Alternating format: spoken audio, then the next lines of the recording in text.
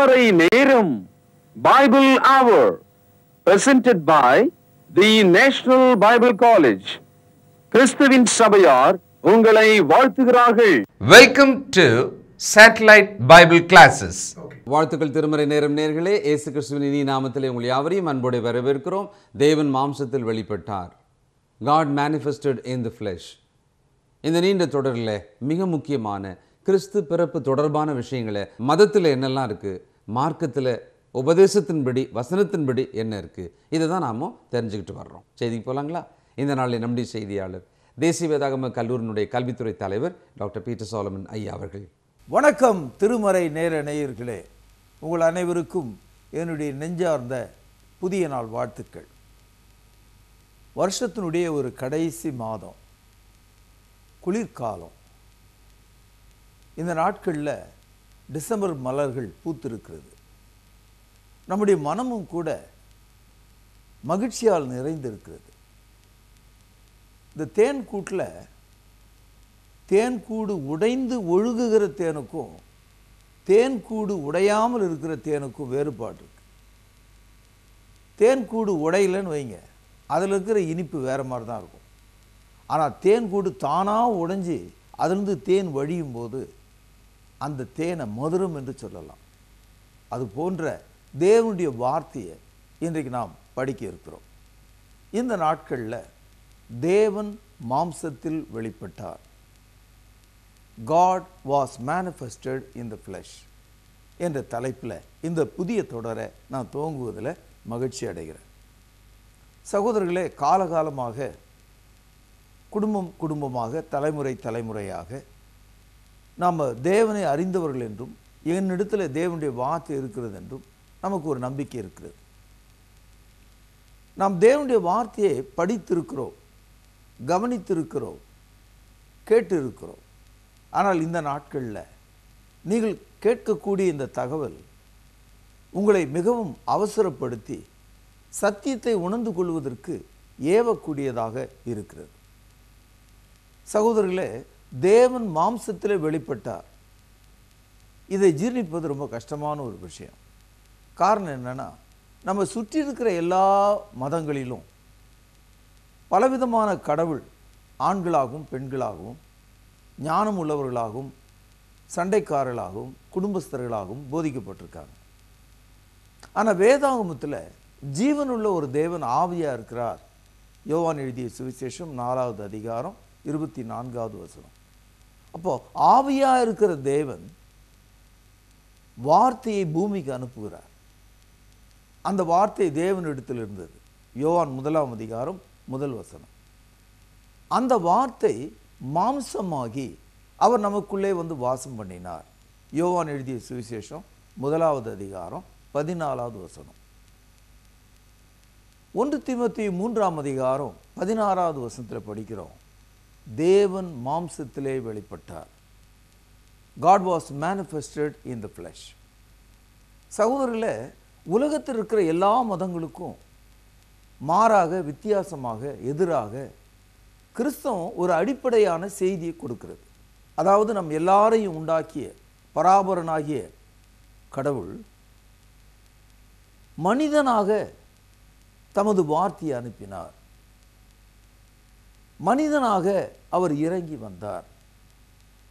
அவர் மனிதனாக வந்தால்தான் மனிதனுடைய வாழ்க்கையில் மனிதனுக்கு சேவை செய்ய முடியும், நன்மை செய்ய முடியும், உதவி செய்ய முடியும். குறிப்பாக மனிதனிடத்தில் 2 விஷயங்கள் இருக்கிறது, பாவம், மரணம். இவைகளை நீக்கிவிடும் மருந்தாக இயேசு வர வேண்டியது அவசியமாக இருக்கிறது. கிறிஸ்தவ மார்க்கத்தில் இயேசு கிறிஸ்துவை தேவனிடத்திலிருந்து வந்தவர் என்றும் அவர் தேவனாக இருக்கிறார் என்பதையும் ஒப்புக்கொள்ளாதவர்கள் ஏராளமான மக்கள் இருக்கிறார்.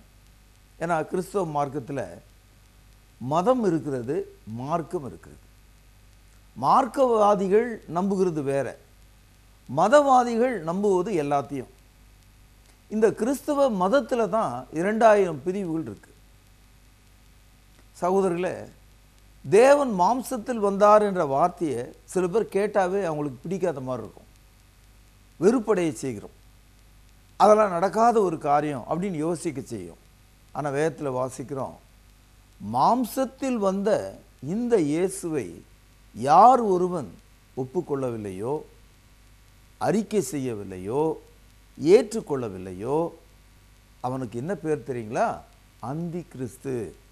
அவன் தான் என் பிசாசுன்றார். 1 யோவான் 4வது அதிகாரம் 3வது வசனம், புதிய ஏற்பாட்டில் 328வது பக்கம். மாம்சத்தில் வந்த இயேசு கிறிஸ்துவை அறிக்கை பண்ணாத எந்த ஆவியும் தேவனால் உண்டானதல்ல. வருமென்று நீங்கள் கேள்விப்பட்ட அந்தி கிறிஸ்துனுடைய ஆவி அதுவே. அது இப்பொழுது உலகத்திலே இருக்கிறது. Denying Christ as God, it is Antichrist. இயேசு கிறிஸ்துவை மாம்சத்தில் வந்தார் என்பதை ஒப்புக்கொள்ளாத எந்த ஒரு ஆவியும் அந்தி கிறிஸ்துனுடைய ஆவி. இதை நான் சொல்லும்போது மிகுந்த பயத்துடனும் நடுக்கத்துடனும் தாழ்மையுடனும் சொல்லுகிறேன். காரணம், இந்த கிறிஸ்தவ மார்க்கத்தில் கூட சில பேர் கிறிஸ்துவை ஒதுக்கி வைத்து அவரை ஒரு மனிதர் என்றும் ஒரு சாதாரண இரட்சகர் என்றும் சொல்கிறவர்கள் இருக்கிறார்கள். அவர்களைத்தான் யெகோவா சாட்சிக்காரர்கள் என்று நாம் அழைக்கிறோம். இந்த கூட்டத்தில் கிறிஸ்துவின் சபையில் கூட அநேகர் அதில் சேர்ந்திருக்காங்க. பேர் மட்டும் கிறிஸ்துவின் சபைன்னு சொல்லுவாங்க. ஆனால் இந்த மாதிரியான தவறான உபதேசத்தை அவங்களும் பின்பற்றுறாங்க. உண்மையை சொல்லும்போது அது கசகத்தான் செய்யும். ஆனால் கசப்பான மருந்து உங்களுக்கு நல்ல சுகத்தை கொடுக்கும். மாம்சத்தில் வந்த இயேசுவை நீங்கள் தேவனுடைய குமாரன் என்று பார்க்காவிட்டால் நீங்கள் அந்தி கிறிஸ்துகளாக இருக்கிறீர்கள். 1 யோவான் 5வது அதிகாரம் 20வது வசனம், பக்கம் 330. அன்றியும் நாம் சத்தியமுள்ளவரை அறிந்து கொள்வதற்கு தேவனுடைய குமாரன் வந்து, பேனால அடிக்கோட்டிடுங்கள், நமக்கு புத்தியை தந்திருக்கிறார் என்றும் அறிவோம். அவருடைய குமாரனாகி இயேசு கிறிஸ்து எனப்பட்ட சத்தியம் உள்ளவருக்குள்ளும் இருக்கிறோம். பேனால அடிக்கோட்டிடுங்கள். இவரே மெய்யான தேவனும் நித்திய ஜீவனுமாய் இருக்கிறார். இந்த வசனத்தை உங்களால் உங்கள் மனதுக்குள் ஏற்றுக்கொள்ள முடிகிறதா? அதை விழுங்க முடிகிறதா? ஜீரணிக்க முடிகிறதா என்று எண்ணி பாருங்கள். அதாவது கிறிஸ்து பிறந்தார் என்று உலகம் முழுவதும் விழா கொண்டாடி கொண்டிருக்கிற மதவாதிகள் மத்தியில் கிறிஸ்து யாராக இருக்கிறார் என்பதை புரிந்து கொள்ளாமல் போனால் அது பயனற்றதாக போய்விடும். சொல்லுவாங்க, ஊரில் கல்யாணம், ஒரு ஆள் மாரில் சந்தனம் போட்டுட்டு இருந்தார். ஏன் மாரில் சந்தனம் போட்டுட்டு இருக்கானா? அதான் கல்யாணம் அப்படின்னார். யார் வீட்டில் கல்யாணம்? உங்கள் வீட்டில் இல்லை, அது யாரோ ஒரு வீட்டில். அது மாதிரி ஊரில் கல்யாணத்துக்கு மாரில் சந்தனம் பூசுகிற மாதிரி இயேசு கிறிஸ்து யாருன்னு தெரிஞ்சுக்காமலேயே இயேசு கிறிஸ்துவனுடைய பிறந்த நாளை கொண்டாடுற ஆள் ரொம்ப மோசமான நிலையில் இருக்காருன்னு அர்த்தம். தேவன் மாம்சத்தில் வெளிப்பட்டார். சகோதரர்களே, மரியாள் இடத்துல இந்த தகவலை தேவதூதன் எவ்விதமாக சொல்கிறார் என்று கவனியுங்கள். லூக்கா எழுதிய சுவிசேஷம் 1வது அதிகாரம் 32வது வசனம், புதிய ஏற்பாட்டில் 77வது பக்கம். அவர் பெரியவராயிருப்பார், உன்னதமானவருடைய குமாரன் எனப்படுவார். கர்த்தராகிய தேவன் அவருடைய பிதாவாகிய தாவீதின் சிங்காசனத்தை அவருக்கு கொடுப்பார். இந்த வசனத்தில் உன்னதமானவருடைய குமாரன் என்று இவர் அழைக்கப்படுகிறார். இந்த உன்னதமானவர் தேவன் குமாரனாக மனிதனாக பூமிக்கு வருகிறார். பரலோகத்தில் இயேசு குமாரன் யாரும் அழைக்கல, அவரை வார்த்தை என்று தான் பரலோகத்தில் அழைத்திருக்கிறார்கள். இதை 1 யோவான் 5:7 நீங்கள் படிக்கலாம். லூக்கா 1வது அதிகாரம் 34வது வசனம், மரியாள் தேவ தூதனிடத்தில் ஒரு கேள்வி வைக்கிறார். அந்த கேள்வி என்னன்னா, நான் மனுஷி, என்னுடைய வயிற்றுக்குள்ள தேவன் எவ்விதமாக வர முடியும்? அவர் எவ்விதமாக மாம்சமாக வர முடியும்? இது ஒரு நியாயமான ஒரு சிறந்த கேள்விதான். இந்த கேள்வி ஒரு தவறானதே கிடையாது, அவிசுவாசமான கேள்வியும் கிடையாது. 34ஆம் வசனம், அதற்கு மரியாள் தேவதூதனை நோக்கி, இது எப்படி ஆகும்? புருஷனே அறியேனே என்றாள். சகோதரர்களே, இந்த டிசம்பர் மாத காலத்தில் உலகெங்கிலும் இயேசு கிறிஸ்துவினுடைய பிறப்பை சிந்தித்து பாராட்டி விழா கொண்டு மகிழ்ச்சியாக இருக்கிற இந்த காலகட்டத்தில் தேவன் மாம்சமானார் என்ற இந்த கேள்வியை முதலாவது நாம் விளங்கிக் கொள்ள வேண்டும். அதான் கிறிஸ்தவ மார்க்கத்தினுடைய உன்னதமான செய்தி. கிறிஸ்தவம் மற்ற எல்லா மதங்களிலும் மேலோங்கி இருப்பதற்கு ஒரு காரணம், மார்க்கத்தில் மட்டும்தான் கடவுள் மனிதனாக வந்தார் என்ற ஒரு செய்தி இருக்கிறது. 35வது வசனம், 1வது அதிகாரம், லூக்கா எழுதிய சுவிசேஷம். தேவதூதன் அவளுக்கு பிரதியுத்தரமாக, கவனியுங்கள், பேனால் அடிக்கோடிடுங்கள், பரிசுத்த ஆவி உன்மேல் வரும், உன்னதமானவருடைய பலம் உன்மேல் நிழலிடும், ஆதலால் உன்னிடத்தில் பிறக்கும் பரிசுத்தம் உள்ளது தேவனுடைய குமாரன் எனப்படும். இந்த வசனம் ரொம்ப முக்கியமான ஒரு வசனம். அதாவது மரியாள் கேட்கிறாள், தேவன் மாம்சத்திலே வருகிறார், அது என்னுடைய கர்ப்பத்தின் வழியாக வரப்போகிறார் என்று நீங்கள் சொல்கிறீர்களே, எனக்கு புருஷன் என்று உறவு இல்லையே, அது எப்படி சாத்தியமாகும், இது எப்படி நடக்கும் என்று கேட்கிறார். இப்பொழுது பரிசுத்த ஆவி, உன்னதமானவருடைய பலம் என்ற 2 வார்த்தையை நாம் இங்கே படிக்கிறோம். ஆதியாகமும் 1வது அதிகாரத்தில் ஒரு செய்தியை நீங்கள் பார்க்கலாம். ஆதியாகமும் 1வது அதிகாரம் 2வது வசனம் பாருங்கள். பூமியானது ஒழுங்கின்மையும் வெறுமையுமாய் இருந்தது. அதாவது மரியாள் மாதிரி இருந்தது. மரியாளுக்கு புருஷன் இல்லை. பூமியானது ஒழுங்கின்மையும் வெறுமையுமாய் இருந்தது, ஆழத்தின் மேல் இருள் இருந்தது. கவனிங்கள், பேனால் அடிக்கோடிடுங்கள். தேவ ஆவியானவர் ஜலத்தின் மேல் அசைவாடி கொண்டிருந்தார். சகோதரர்களே, தேவன் வானத்தையும் பூமியை உண்டாக்கும் போது அவைகளை சிருஷ்டிக்கும் பணிகளிலே பரிசுத்த ஆவியானவர் அசைவாடுகிறவராக, செயல்படுகிறவராக இருந்தார். The Holy Spirit was brooding upon the creation.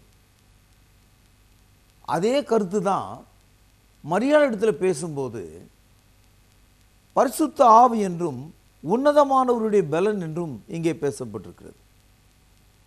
மீண்டும் வாசிக்கிற கவனிங்க. 1வது அதிகாரம் 35வது வசனம். தேவதூதன் அவளுக்கு பிரதியுத்தரமாக, பரிசுத்த ஆவி உன்மேல் வரும், உன்னதமானவருடைய பலம் உன்மேல் நிழலிடும், ஆதலால் உன்னிடத்தில் பிறக்கும் பரிசுத்தம் உள்ளது தேவனுடைய குமாரன் எனப்படும். இந்த இடத்துல பரிசுத்தம் உள்ளது என்ற அந்த இடத்த ஹோலி ஒன், பரிசுத்தம் உள்ள ஒருவர் என்று பேசப்பட்டிருக்கு. சகோதரர்களே, இந்த பைபிளினுடைய கடவுள், அதாவது தேவன், பரிசுத்தம் உள்ளவராக இருக்கிறார். God of the Bible is a holy God. இன்னைக்கு உலகத்தில் கடவுள் என்ற அளவில் பேசப்படுற எல்லா மதத்திலும் கடவுளுக்கு இந்த தகுதி இல்லை. பரிசுத்தம் இல்லாமல் இருக்காங்க. பரிசுத்தம் இல்லாதவங்க தேவனை எப்படி தரிசிக்க முடியும்? பரிசுத்தம் இல்லாமல் மனிதன் தேவனை தரிசிக்க முடியாது. ஏனென்றால் அவர் மகா பரிசுத்தம் உள்ளவராக இருக்கிறார். அவருடைய பரிசுத்தம் நிகரற்றதாக, ஒப்பற்றதாக இருக்கிறது. ஏசாயா தீர்க்கதரிசன புத்தகம் 6வது அதிகாரம் 3வது வசனம், பழைய ஏற்பாட்டில் 812வது பக்கம். ஒருவரை ஒருவர் நோக்கி, சேனைகளின் கர்த்தர் பரிசுத்தர், பரிசுத்தர், பரிசுத்தர், பூமி அனைத்தும் அவருடைய மகிமையால் நிறைந்திருக்கிறது என்று கூப்பிட்டு சொன்னார்கள். இந்த இடத்துல 3 முறை அந்த வார்த்தையை நீங்கள் படிக்கலாம். The Lord God, He is holy, holy, holy. தேவனாகிய கர்த்தர் பரிசுத்தர், பரிசுத்தர், பரிசுத்தர். ஏன் 3 முறை சொல்லப்பட்டதுன்னா, தேவன் தம்மை வெளிப்படுத்தும் போது தந்தை, மகன், ஆவி என்ற உறவிலே வெளிப்படுத்துகிறார். God being revealed as Father, Son and the Holy Spirit. அதனால தான் பரிசுத்தர், பரிசுத்தர், பரிசுத்தர். தேவன் பரிசுத்தம் உள்ளவராயிருக்கிறார். 1 பேதுரு 1வது அதிகாரம் 15வது வசனம், பக்கம் 317, புதிய ஏற்பாடு. உங்களை அழைத்தவர் பரிசுத்தராய் இருக்கிறது போல நீங்களும் உங்கள் நடைகள் எல்லாவற்றிலேயும் பரிசுத்தராயிருங்கள், நான் பரிசுத்தர், ஆகையால் நீங்களும் பரிசுத்தராயிருங்கள் என்று எழுதியிருக்கிறதே. கிறிஸ்தவ மார்க்கத்திலே நாம் நம்பி நேசித்து கீழ்ப்படிந்து நடக்கிற தேவன் பரிசுத்தம் உள்ளவராயிருக்கிறார். கிறிஸ்தவ மார்க்கத்திலே நடக்கிற மனிதன் பரிசுத்தராயிருக்க வேண்டும் என்று தேவன் எதிர்பார்க்கிறார். God is holy, you be holy. இதான் கிறிஸ்தவம். அதனால் மற்ற மதங்களை பார்க்கும்போது இந்த உண்மை இல்லைங்க. சகல அசுத்தமும் நிறைந்த ஒருவரை எப்படி நாம் கடவுள் என்று அழைப்பது? சகல அசுத்தத்தையும் உடைய ஒரு மனிதன் எப்படி பரிசுத்தம் உள்ள கடவுளை பணிந்து கொள்வது? எதிரடியாக ஒரு கருத்தாக இருக்கும். நம்முடைய மனசாட்சி நமக்கு வேதனையை தரும். சகோதரர்களே, நம்ம பைபிளை படிக்கிற தேவன் பரிசுத்தம் உள்ளவராக இருக்கிறார். அதனால தான் மரியாள் இடத்துல உன்னிடத்தில் பிறப்பது பரிசுத்தம் உள்ளதாக இருக்கும் என்று போதிக்கப்பட்டது.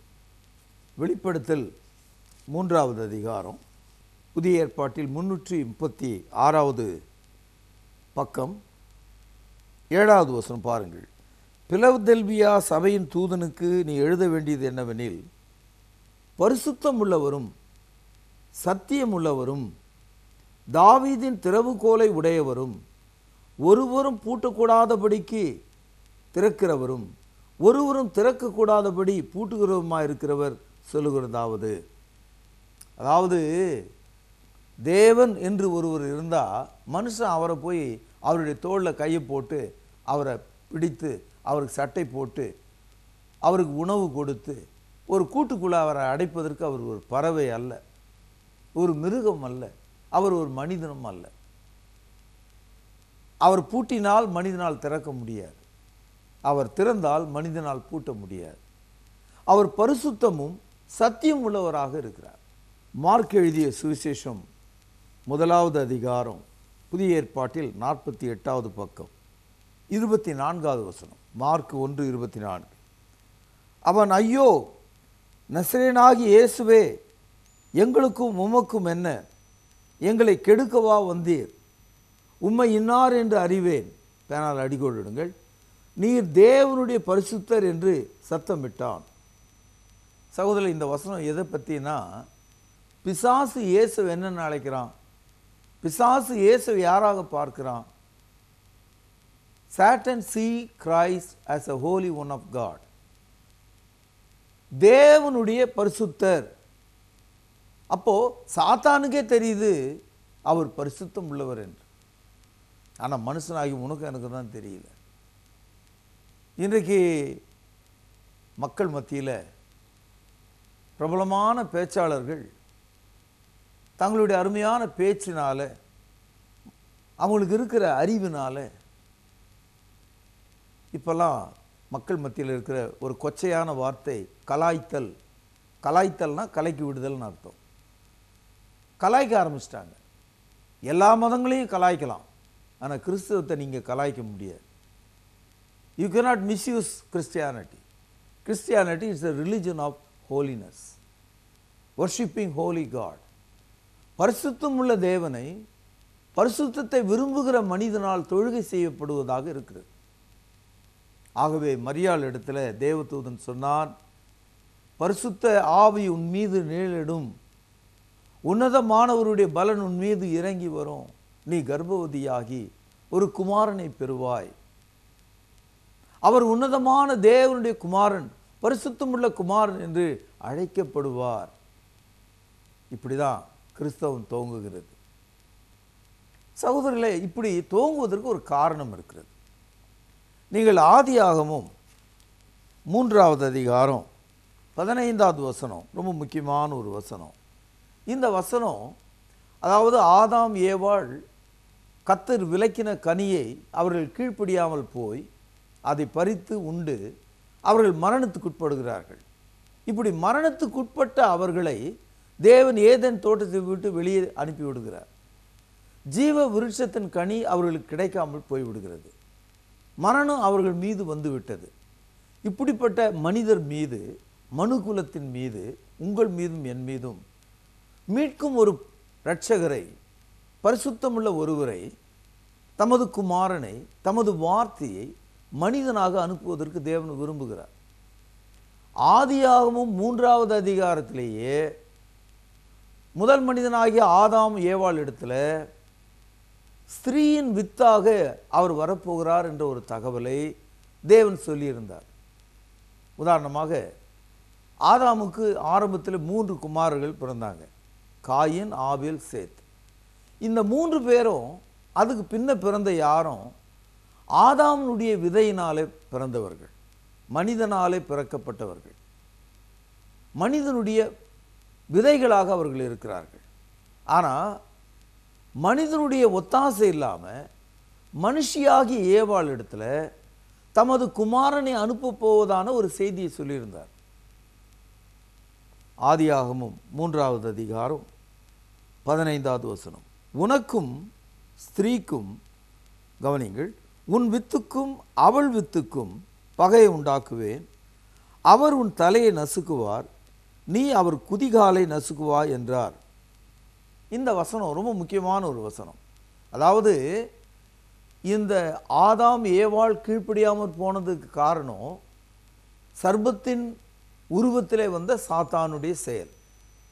ஆக சாத்தானுடைய தலையை நசுக்குகிற ஒருவராக, மனிதனுக்கு ரட்சிப்பை கொடுக்கிற ஒருவராக, ஆண் துணை இல்லாமல் தேவனுடைய வார்த்தையாகிய விதையின் மூலம் ஒருவர் வரப்போகிறார், பிறக்கப் போகிறார். உன் வித்துக்கும் thy seed, அவள் வித்துக்கும் her seed. சகோதரர்களே, ஒரு பெண் குழந்தை பெறுகிறாள் என்று சொன்னால் அது ஆணுடைய வித்தினால் வந்தது. ஆனால் இயேசு கிறிஸ்து ஆண் துணை இல்லாமல் அவர் மரியாளின் கர்ப்பத்திலே பரிசுத்த ஆவினாலே, உன்னதமான பலத்தினாலே அவருடைய கர்ப்பத்துக்கு வந்து சேருகிறார். அதனால்தான் அவரை ஸ்திரீயின் வித்து என்று வேதாகம் அழைக்கிறது. அதனால் ஆதியாகம காலம் முதற்கொண்டே அவர் இவ்விதமாக மனுஷனாய் வர வேண்டும் என்ற எதிர்பார்ப்பு மக்கள் மத்தியில் வேதாகமத்திலே பேசப்பட்டு கொண்டே வருகிறது. கலாத்தியர் 4வது அதிகாரம் 5வது வசனம், புதிய ஏற்பாட்டில் 260வது பக்கம். காலம் நிறைவேறின போது ஸ்ரீயினிடத்தில் பிறந்தவரும் நியாயப்பிரமாணத்துக்கு கீழானோருமாகிய தம்முடைய குமாரனை தேவன் அனுப்பினார். அதாவது இயேசு கிறிஸ்து எப்பொழுது வந்தார்? காலம் நிறைவேறிய போது. அன்றைக்கு யூதர்கள் மத்தியிலே மோசேயினுடைய நியாயப்பிரமாணம் இருந்தது. ஆக இவைகளை எல்லாம் வைத்து சரித்திரத்தை நாம் புரிந்து கொள்ள முடியும். ஆக காலம் நிறைவேறின போது தேவனுடைய வாக்குறுதியாக ஆதியாகமம் 3:15 நிறைவேறத்தக்கதாக ஸ்ரீயினிடத்தில் தேவன் தமது குமாரனை இவ்வுலகத்திற்கு அனுப்பினார். இதான் உண்மையான கிறிஸ்து பிறப்பு, கிறிஸ்துவை குறித்த மகிழ்ச்சியான செய்தி, இந்த உலகமே சந்தோஷப்படும் செய்தி, ரட்சிப்பின் செய்தி, மனிதர்களை மாற்றக்கூடிய ஒரு செய்தி, நம்பிக்கை நிறைந்த செய்தியாக இருக்கிறது. எனவே அன்புக்கும் பாசத்துக்கும் உரிய கண்மணிகளே, தோழர்களே, பரிசுத்தவான்களே, இந்த அருமையான காலையில் தேவன் மாம்சத்தில் வெளிப்பட்டார் என்ற அந்த தகவல், ஏன் அவர் மாம்சத்தில் வந்தார் என்று அந்த தகவல், எந்த காலகட்டத்திலே அவர் மாம்சத்தில் வந்தார் என்று அந்த தகவல் உங்கள் இருதயத்தின் ஆழத்திலே புதைய வேண்டும். அது உங்களுடைய நம்பிக்கையை உருவாக்க வேண்டும். அதுதான் கிறிஸ்தவ மார்க்கத்தினுடைய அடித்தளமாகவும் அஸ்திவாரமாகவும் நீங்கள் நின்று கொண்டிருக்கக்கூடிய விசுவாச தூண்களாகவும் இருக்கிறது என்று சொல்லி, இதனுடைய தொடர்ச்சி நாளை நாம் கேட்போம் என்று உங்களுக்கு சொல்லி இன்றைய செய்தி நான் இங்கே நிறைவு செய்கிறேன். கர்த்தராகிய இயேசு கிறிஸ்துவின் கிருபையானது உங்கள் அனைவரோடும் இருப்பதாக பிரார்த்தனை செய்வோம். பரிசுத்த நிறைந்த அன்பான தகப்பனே, இந்த நாளிலே நாங்கள் கேள்விப்பட்ட அந்த உன்னதமான செய்தி, அந்த ஆயத்தம், ஏன் இயேசு கிறிஸ்து ஸ்திரீயின் வித்தாக வந்தார் என்ற அந்த தகவலை புரிந்து வாழ உதவி செய்தருளும். கர்த்தராகிய இயேசுவின் நாமத்தில் ஜெபத்தை கேட்டருளும் ஜீவனுள்ள எங்கள் நல்ல பிதாவே, ஆமென். வாழ்த்துக்கள் திருமறை நேர நேயர்களே. இந்த காலை பொழுதிலே ஒரு புதிய தொடரோடு தேவன் மாம்சத்தில் வெளிப்பட்டார் என்ற ஒரு புதிய தொடரோட உங்களை சந்திப்பதிலே நாங்கள் மிகவும் மகிழ்ச்சி அடைகிறோம். நேரில் இந்த புதிய தொடரை இப்பொழுது பார்க்க ஆரம்பித்திருக்கிறீர்கள். தயவுசெய்து இதை குறித்து சிந்தியுங்கள், ஆலோசனை செய்யுங்கள், வேத வாக்கியங்களை ஆராய்ந்து பாருங்கள். இன்றைய பாரம்பரியத்துக்கும் வேதாகம உபதேசத்துக்கும் உள்ள வேறுபாடுகளை, சத்தியங்களை அறிந்து கொள்ளுங்கள். ஆம் பிரியமானவர்களே, இன்றைக்கு மக்கள் காகித நட்சத்திரங்கள், உயிரற்ற மரங்கள், மனிதனுடைய பாரம்பரியங்களுக்கு பின்னாலே போய் உண்மையான கிறிஸ்துவினுடைய பிறப்பை மாற்றி மனிதனுடைய வழக்கத்துக்கு ஏற்றபடி நடத்தி கொண்டிருக்கிறார்கள். இந்த நிகழ்ச்சியானது இயேசு கிறிஸ்துவானவர் ஏன் இந்த பூமிக்கு வந்தார், ஏன் அவர் மனு உருவிலே வந்தார் என்பதை வெளிக்காட்டுவதற்காக, உங்களுக்கு எடுத்து சொல்வதற்காக இந்த நிகழ்ச்சி ஒளிபரப்பாய் கொண்டிருக்கிறது. நேயர்களே, இன்று நீங்கள் கேட்ட செய்தியிலிருந்து உங்களுக்கான பரிசு கேள்வி இதுதான். ஆதியாகமம் 3ஆம் அதிகாரம் 15ஆம் வசனம் கூறும் கருத்து என்ன? கேள்வி மீண்டும் சொல்கிறேன், எழுதிக் கொள்ளுங்கள்.